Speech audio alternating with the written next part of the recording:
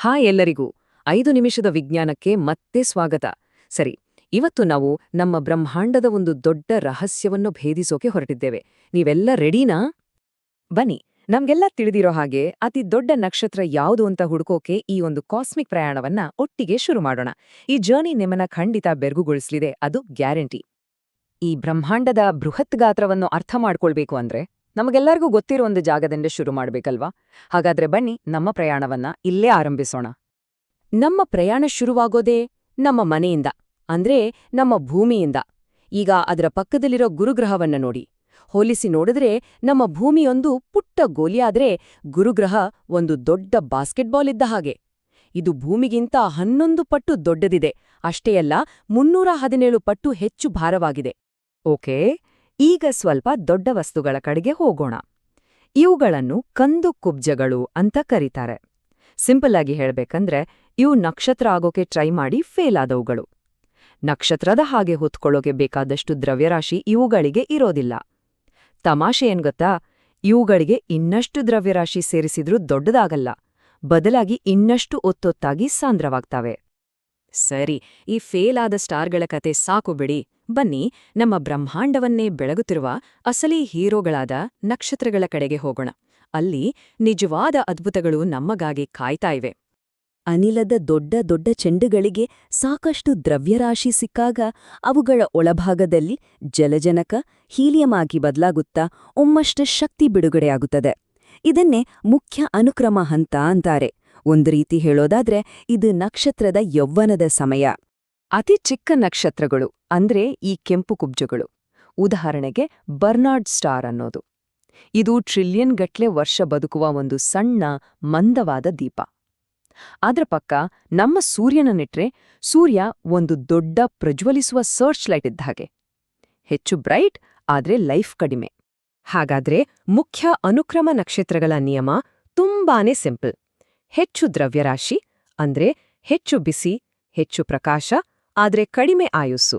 ಒಂಥರ ವೇಗವಾದಿ ಬದುಕು, ಬೇಗನೆ ಸಾಯಿ ಅನ್ನೋ ತತ್ವದ ಹಾಗೆ. ಇದು ಸಿಂಪಲ್ ಅಲ್ವಾ? ಹೆಚ್ಚು ಮಾಸ್ ಇದ್ರೆ ದೊಡ್ಡ ಸ್ಟಾರ್. ಆದ್ರೆ 1 ನಿಮಿಷ, ನಮ್ಮ ಬ್ರಹ್ಮಾಂಡವು ನಮಗಾಗಿ ಒಂದು ಸಖತ್ ಟ್ವಿಸ್ಟ್ ಇಟ್ಟಿದೆ. ರೆಡಿಯಾಗಿ, ಯಾಕೆಂದ್ರೆ ಈಗ ನಿಜವಾದ ಆಟ ಶುರುವಾಗಲಿದೆ. ನಮಗೆ ಗೊತ್ತಿರೋ ಅತಿ ಹೆಚ್ಚು ದ್ರವ್ಯರಾಶಿಯ ನಕ್ಷತ್ರ R36A1. ಇದು ಸೂರ್ಯನಿಗಿಂತ ಬರೋಬ್ಬರಿ 315 ಪಟ್ಟು ಹೆಚ್ಚು ದ್ರವ್ಯರಾಶಿ ಹೊಂದಿದೆ. ಆದ್ರೆ ಗಾತ್ರದಲ್ಲಿ ಕೇವಲ 30 ಪಟ್ಟು ದೊಡ್ಡದು. ಇದ್ಯಾ ರೀತಿ ಅಂದ್ರೆ ಒಂದು ಪುಟ್ಟ ಬಾಂಬಿನಲ್ಲಿ ದೊಡ್ಡ ಪ್ರಮಾಣದ ಶಕ್ತಿಯನ್ನು ತುಂಬಿದೆ ಹಾಗೆ. ನೋಡಿದ್ರಾ ಈ ವಿರೋಧಾಭಾಸವನ್ನ? 315 ಪಟ್ಟು ದ್ರವ್ಯರಾಶಿ, ಆದರೆ ಕೇವಲ 30 ಪಟ್ಟು ಗಾತ್ರ. ಹಾಗಾದರೆ ನಕ್ಷತ್ರಗಳು ನಿಜವಾಗಿಯೂ ದೈತ್ಯಾಕಾರವಾಗಿ ಬೆಳೆಯೋದು ಹೇಗೆ? ಉತ್ತರ ನಿಮ್ಮನ್ನು ಖಂಡಿತ ಆಶ್ಚರ್ಯಗೊಳಿಸಬಹುದು. ದೈತ್ಯಾಕಾರವಾಗುವ ರಹಸ್ಯ ಇರೋದು ಹೆಚ್ಚು ವಸ್ತುಗಳನ್ನ ಸೇರ್ಸೋದ್ರಲ್ಲ, ಬದಲಿಗೆ ಅದು ವಯಸ್ಸಾಗೋದು ಮತ್ತು ಸಾಯೋದ್ರಲ್ಲಿದೆ. ಹೌದು, ನೀವ್ ಕೇಳಿದು ಸರಿನೇ. ನಕ್ಷತ್ರಗಳು ತಮ್ಮ ಜೀವನದ ಕೊನೆಯಲ್ಲಿಯೇ ದೊಡ್ಡದಾಗ್ತವೆ. ಒಂದು ನಕ್ಷತ್ರದ ಫ್ಯೂಯಲ್ ಖಾಲಿಯಾಗ್ತಾ ಬಂದ್ಹಾಗೆ ಒಂದು ನಾಟಕೀಯ ಬದಲಾವಣೆ ಶುರುವಾಗುತ್ತೆ. ಅದರ ಗರ್ಭ ಕುಗ್ಗಿ ಇನ್ನಷ್ಟು ಬಿಸಿಯಾಗುತ್ತೆ ಮತ್ತು ಆ ಶಾಖಕ್ಕೆ ಹೊರಗಿನ ಪದರಗಳು ಒಂದು ಬಲೂನ್ನಂತೆ ಹಿಗ್ತವೆ. ಮತ್ತು ನಕ್ಷತ್ರವು ಒಂದು ದೈತ್ಯವಾಗಿ ರೂಪಾಂತರಗೊಳ್ಳುತ್ತದೆ.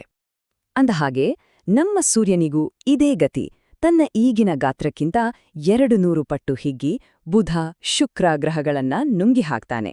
ಚಿಂತೆಬೇಡ, ಇದು ಆಗೋಕೆ ಇನ್ನು ಕೋಟ್ಯಾಂತರ ವರ್ಷಗಳಿವೆ. ಆದ್ರೆ ಕಥೆ ಇಲ್ಲಿಗೆ ಮುಗಿಯಲ್ಲ, ಇದು ಕೇವಲ ಪ್ರಾರಂಭವಷ್ಟೇ. ಬನ್ನಿ, ಈಗ ಕಥೆಯ ಕ್ಲೈಮ್ಯಾಕ್ಸ್ಗೆ ಹೋಗೋಣ. ಗಾತ್ರದಲ್ಲಿ ನಿಜವಾದ ಚಾಂಪಿಯನ್ಗಳಾದ ಹೈಪರ್ ಜೈಂಟ್ಗಳನ್ನು ಭೇಟಿಯಾಗೋಣ. ಇವೇ ಬ್ರಹ್ಮಾಂಡದ ಅಸಲಿ ದೈತ್ಯರು. ಈ ಹೈಪರ್ ಜಾಯಿಂಟ್ಗಳು ಎಷ್ಟು ದೊಡ್ಡದಾಗಿವೆ ಮತ್ತು ಅಸ್ಥಿರವಾಗಿವೆ ಅಂದ್ರೆ ಅವು ನಿರಂತರವಾಗಿ ತಮ್ಮ ಹೊರಪದರವನ್ನ ಬಾಹ್ಯಾಕಾಶಕ್ಕೆ ಸಿಡಿಸ್ತಾ ಇರ್ತವೆ. ಅದ್ರಲ್ಲೂ ಕೆಂಪು ಹೈಪರ್ ಜಾಯಿಂಟ್ಗಳು ನಮಗೆ ತಿಳಿದಿರುವ ಅತಿ ದೊಡ್ಡ ನಕ್ಷತ್ರಗಳು. ಇವು ವಿಶ್ವದ ಅತ್ಯಂತ ಅಪಾಯಕಾರಿ ವಸ್ತುಗಳಲ್ಲಿ ಒಂದು. ಹಾಗಾದ್ರೆ ಇಷ್ಟೆಲ್ಲ ನೋಡಿದ್ಮೇಲೆ ವಿಶ್ವದ ಅತಿ ದೊಡ್ಡ ನಕ್ಷತ್ರದ ಕಿರೀಟ ಯಾರಿಗೆ ಹೋಗುತ್ತೆ? Drum roll please. ಆ ಪ್ರಶಸ್ತಿ ವಿಜೇತ ಕೆಂಪು ಹೈಪರ್ ಜೈಂಟ್ನ ಹೆಸರು ಸ್ಟೀಫೆನ್ಸನ್ 2118.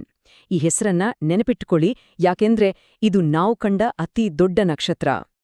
ಈಗ ನಿಮ್ಮನ್ನ ದಂಗುಬಡಿಸೋ ಕೆಲವು ಸಂಖ್ಯೆಗಳಿಗೆ ಸಿದ್ಧರಾಗಿ. ಈ ನಕ್ಷತ್ರ ನಮ್ಮ ಸೂರ್ಯನಿಗಿಂತ 2150 ಪಟ್ಟು ದೊಡ್ಡದಾಗಿದೆ. ಇದನ್ನು ನಮ್ಮ ಸೌರವ್ಯೂಹದ ಮಧ್ಯದಲ್ಲಿ ಇಟ್ರೆ ಅದು ಶನಿಗ್ರಹದ ಕಕ್ಷೆಯನ್ನೂ ದಾಟಿ ಹೋಗುತ್ತೆ. ಜಸ್ಟ್ ಊಹಿಸ್ಕೊಳ್ಳಿ.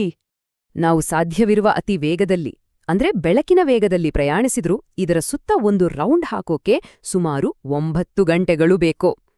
ಹೋಲಿಕೆ ಮಾಡೋದಾದ್ರೆ ಬೆಳಕು ನಮ್ಮ ಭೂಮಿಯ ಸುತ್ತ ಬರಲು 1 ಸೆಕೆಂಡ್ಗಿಂತ ಕಡಿಮೆ ಸಮಯ ತೆಗೆದುಕೊಳ್ಳುತ್ತೆ. ಸರಿ, ನಮ್ಮ ಅತ್ಯಂತ ವೇಗದ ವಿಮಾನದಲ್ಲಿ ಹೋದ್ರೆ ಹೇಗಿರುತ್ತೆ? ಅದರ ಸುತ್ತ ಒಂದು ಸುತ್ತು ಮುಗಿಸಲು ಸುಮಾರು 500 ವರ್ಷಗಳು ಬೇಕಾಗತ್ತೆ. ಅಂದ್ರೆ ನಾವು ಇವತ್ತು ಪ್ರಯಾಣ ಶುರು ಮಾಡಿದ್ರೆ ನಮ್ಮ 20 ತಲೆಮಾರುಗಳು ಕಳೆದ್ರೂ ಪ್ರಯಾಣ ಮುಗಿದಿರೋದಿಲ್ಲ. ಆದರೆ ಈ ದೈತ್ಯರು ಶಾಶ್ವತ ಅಲ್ಲ. ಇವು ತಮ್ಮ ಜೀವನವನ್ನ ಒಂದು ಭರ್ಜರಿ ಸುಪರ್ನೋವಾ ಸ್ಫೋಟದೊಂದಿಗೆ ಕೊನೆಗೊಳಿಸುತ್ತವೆ.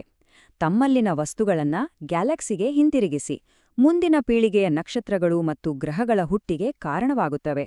ಇದು ವಿಶ್ವದ ಅಲ್ಟಿಮೇಟ್ ರೀಸೈಕ್ಲಿಂಗ್ ಪ್ರೋಸೆಸ್.